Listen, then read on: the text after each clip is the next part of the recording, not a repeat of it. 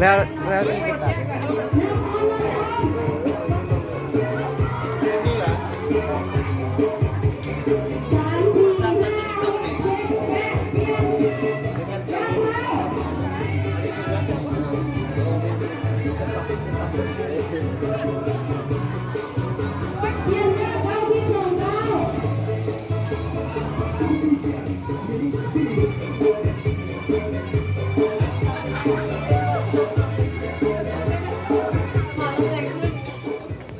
ท่านได้นับแล้วมันจะเป็นที่กันต้องนับเด้อแต่ละคนต้องนับ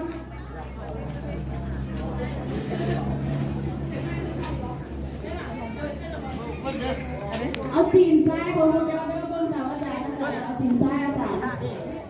เริ่มด้วยตีนซ้ายก่อนพุ่งผ่า5 6 7 8 1 2 3 4 5 6 7 8 2 2 3 4 5 6 7 8 3 2 3 4 5 6 7 8 1 2 3 4 5 6 7 8 2 2 3 4 5 6 7 8 3 2 3 4 5 6 7